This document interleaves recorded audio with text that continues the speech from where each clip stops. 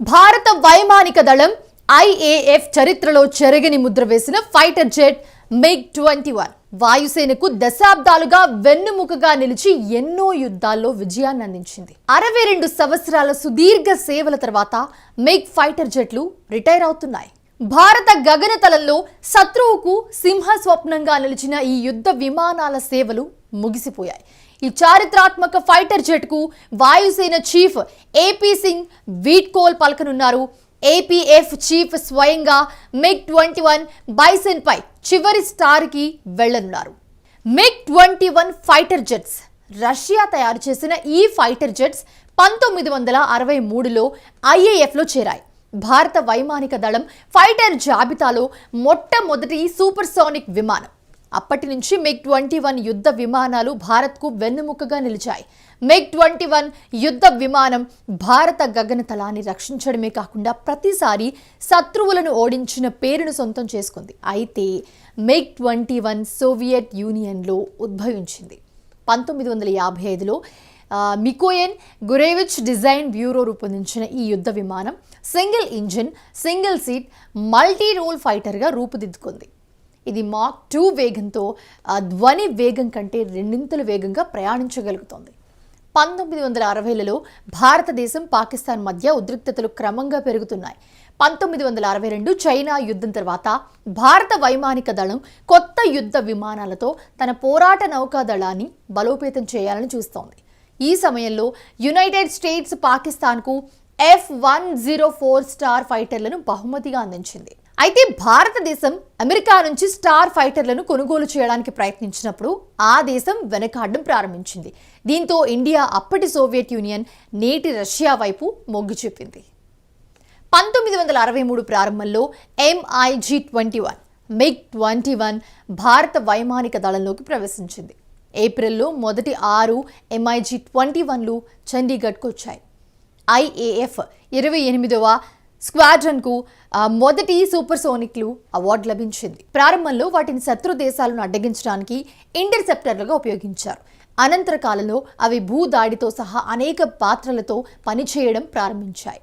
తర్వాత భారతదేశంలో ఈ యుద్ధ విమానాలను హిందుస్థాన్ ఏరోనాటిక్స్ లిమిటెడ్ HAL ఉత్పత్తి చేయడం ప్రారంభించింది. మొత్తం 850కి పైగా MiG-21లు భారతదేశానికి వచ్చాయి. వీటిలో HAL సుమారు 600 తయారు చేస్తుంది. ఇది మొదటి భారతదేశపు పాశ్చాత్యేతర యుద్ధ విమానం.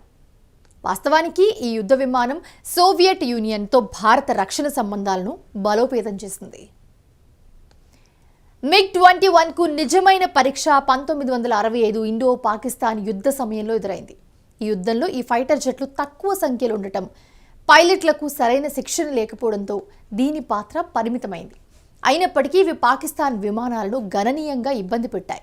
తర్వాత 1971 బంగ్లాదేశ్ విముక్తి యుద్ధం తర్వాత మళ్లీ జరిగిన ఇండో పాకిస్తాన్ యుద్ధంలో MiG-21 అద్భుతంగా పోరాడింది. 1971 యుద్ధంలో ఈ సూపర్సోనిక్స్ ఫైటర్ జెట్ పాకిస్తాన్ను తీవ్రంగా దెబ్బతీశాయి. ఈ యుద్ధంలో భారత వైమానిక దళం MiG-21తో శత్రుదేశానికి చెందిన అనేక ట్యాంకులను నాశనం చేశాయి. అలాగే 11 పాకిస్తానీ యుద్ధ విమానాలను కూల్చివేశారు. 1950లలో MiG-21ను అప్గ్రేడ్ చేశారు.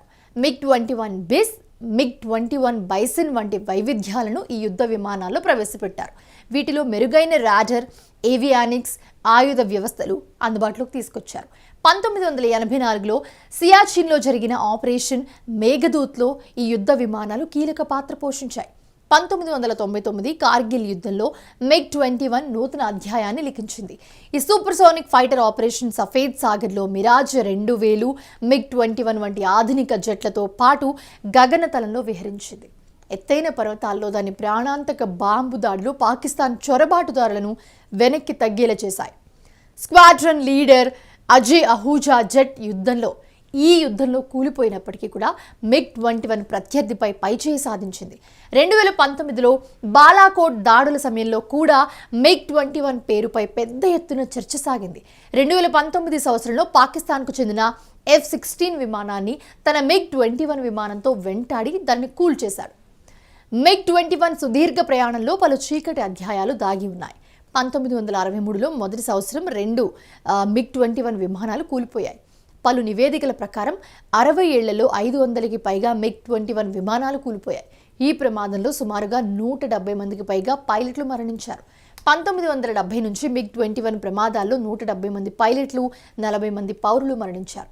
1971 నుంచి 2022 మధ్యలోనే ఏకంగా 400కి పైగా ప్రమాదాలు జరిగాయి. MiG-21 ప్రమాదాల సంఖ్య నిరంతరం పెరుగుతుండడం దృష్ట్యా భారత వైమానిక దళం MiG-21 విమానాలను వైమానిక దళం నుంచి విరమించుకోవాలని నిర్ణయం తీసుకుంది. ఈ యుద్ధ విమానాల స్థానంలో తేజస్ Mk-1A రానున్నాయి.